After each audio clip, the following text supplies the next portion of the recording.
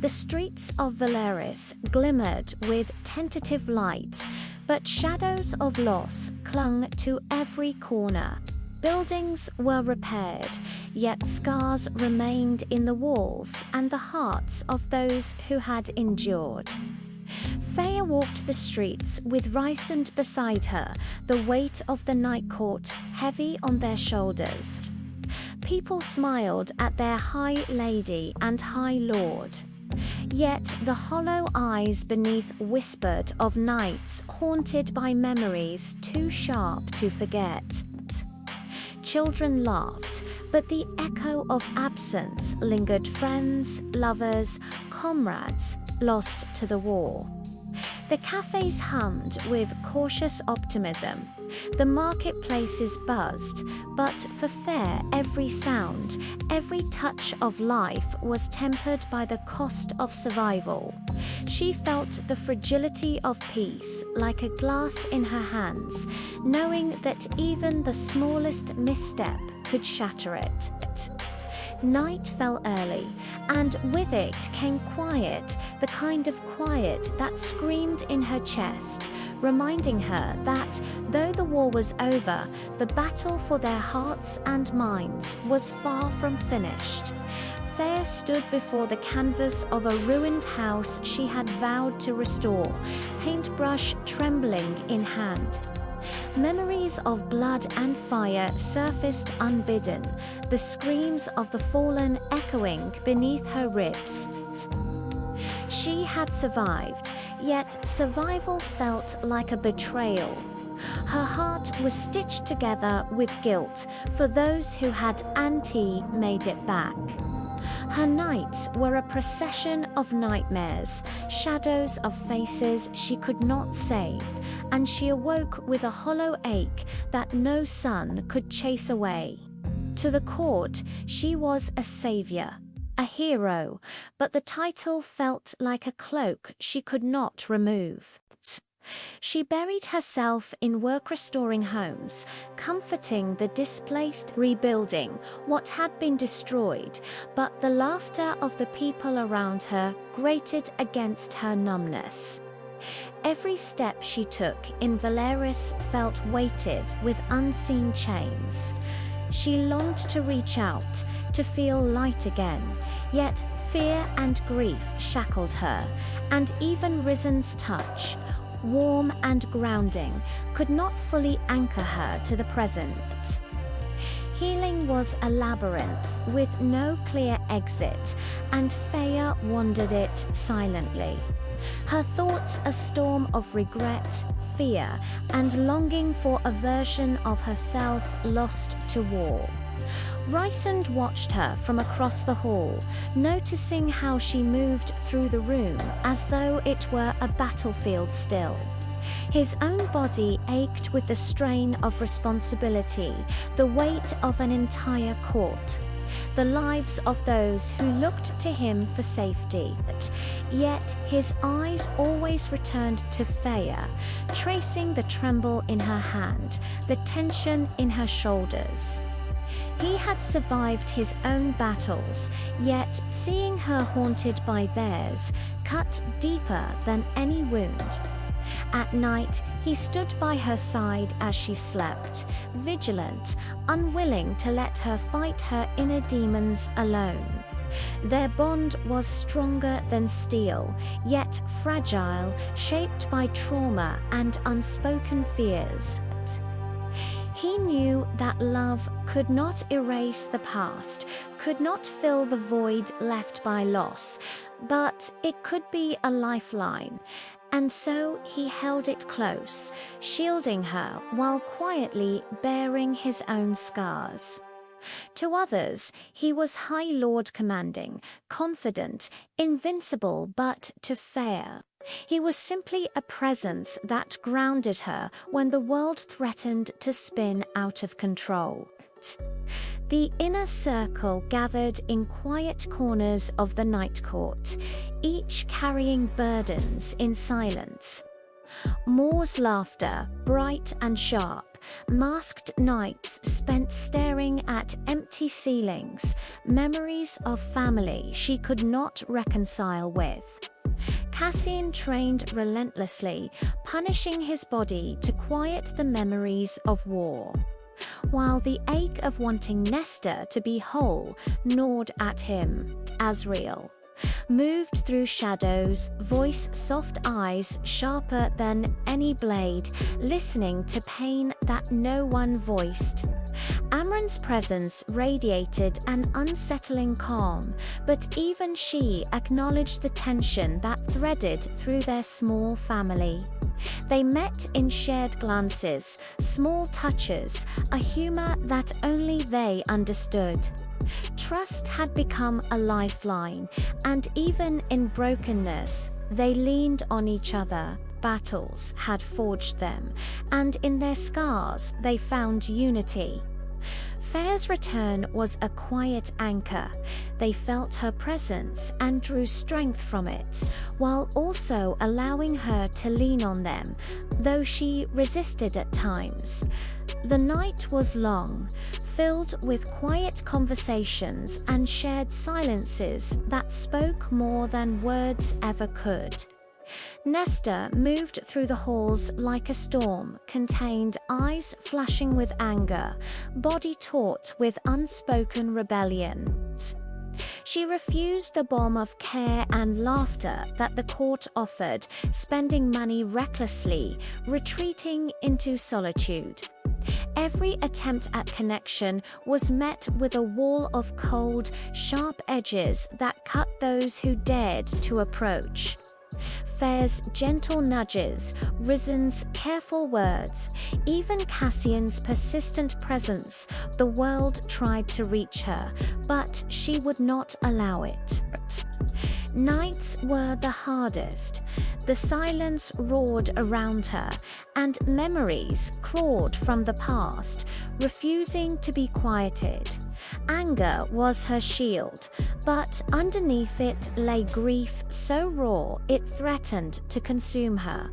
She walked paths alone, haunted by a sense of inadequacy and the ghosts of expectations unmet. Cassian trailed close, unsure of how to breach her defenses, hoping his loyalty could anchor her. But Nestor's journey was hers alone, a tightrope over darkness. She hated the neediness of love, yet it gnawed at her edges, exposing fissures she could not ignore. Every step toward reconciliation was painful, but small cracks began to form, imperceptible yet undeniable. Valeris shimmered under the early snow as preparations for the winter solstice unfolded.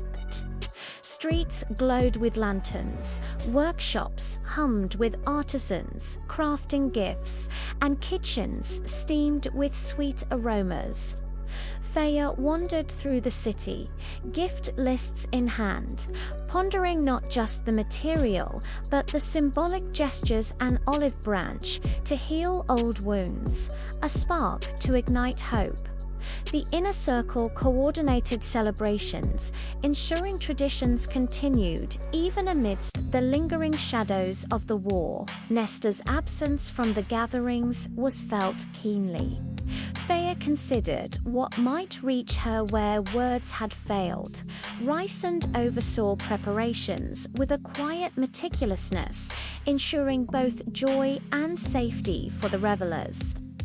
Small moments were woven into grand plans: an exchange of letters, a hidden gift, a whispered note of reassurance.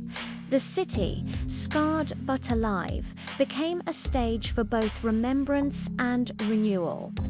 Snowflakes drifted silently onto rooftops, reflecting the soft glow of lanterns, mirroring the fragile hope that the court nurtured. Even amidst laughter and music, the weight of memory lingered. Each participant moved with a consciousness of the past. Yet, in these small rituals, bonds were tested and strengthened, and the city pulsed with a tentative warmth, ready to embrace the season of light even as winter deepened. In quiet corners of the city, away from revelers and lantern light, Faye and Rysand found solace. No grand declarations, no passionate displays, just presence, the comfort of shared breathing and intertwined fingers. They walked through empty streets, watching snow settle softly, and spoke of trivialities and dreams, avoiding the war yet never forgetting it. In the studios where Thea painted, Rysand observed, gently teasing her about brushstrokes, allowing laughter to bubble through tension. Nights brought whispered confidences and gentle reassurances, the kind that heal deep fissures slowly. They planned futures with children and cities, yet the conversation never felt forced. Each word was carefully chosen, a thread in the tapestry of recovery. Healing was iterative, small, imperfect, human. Even amidst the trauma that lingered in their shadows, they created sanctuaries of trust, carving spaces in each other where the world's chaos could not intrude. Other moments unfolded with the inner circle quiet games, shared stories, or simply sitting together by the fire. Each gesture, each smile, reinforced the fragile scaffolding of trust. The slow intimacy of these moments became a lifeline for Thea, grounding her in the present, reminding her that survival was not merely enduring. Penit was also allowing warmth to seep in, one careful step at a time. The night of the solstice arrived with a hush that blanketed the city. Lanterns floated above rooftops like captive stars, streets glimmered with frost, and music meandered through Valeris. The inner circle gathered in the main square, each carrying gifts that spoke more of intent than wealth. Fair's gift to Nesta was placed carefully, unseen, but heavy with meaning, an attempt to pierce her armor with care. Laughter mingled with quiet, stolen glances and moments of reflection, the celebration a tapestry of human emotion. Some gifts sparked joy, others unearthed tension. Bonds were tested, and old fears quietly resurfaced. Nesta appeared briefly, her eyes guarded, yet betraying a flicker of curiosity and longing. The revelry was not mere festivity, was a reminder that life persisted even after trauma, that joy could exist alongside grief. Candlelight reflected in eyes both weary and bright, revealing scars and the slow emergence of healing. Music and conversation wrapped the court in a fragile cocoon, a night suspended between memory and hope. The city seemed to breathe with them, momentarily whole. In the quiet pauses, each person felt the weight of survival, the courage required to face tomorrow, and the tender possibility that love and resilience could endure despite all that had been lost. As the solstice ended, the city exhaled, and the inner circle dispersed into the night.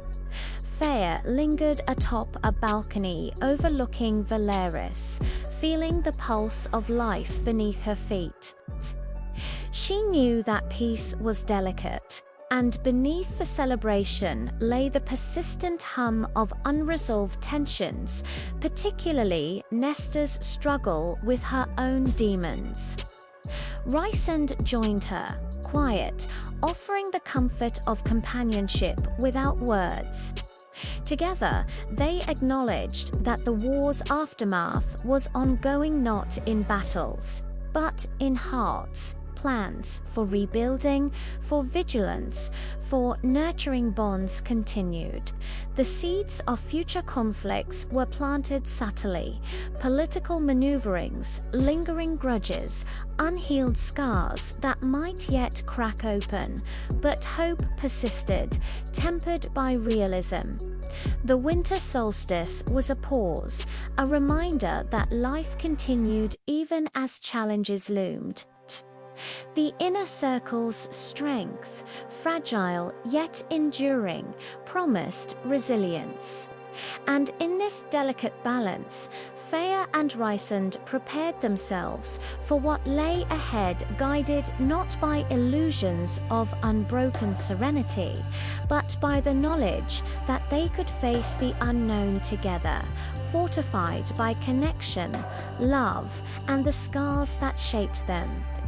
Valeris slept under the stars, serene yet alert, a city of memory and promise. And so the story closes not with an ending, but with a breath, a heartbeat, and the quiet understanding that the next chapter, though uncertain, was theirs to meet head-in. A court of frost and starlight serves as a bridge between the war-torn events of A Court of Wings and Ruin and the later books. It focuses on healing, rebuilding, and human connection, exploring trauma, love, and resilience in quieter moments. The story is a meditation on recovery, hope, and preparation for future challenges, highlighting the emotional aftermath of survival while preserving the cinematic immersive qualities of the Night Court and Valeris.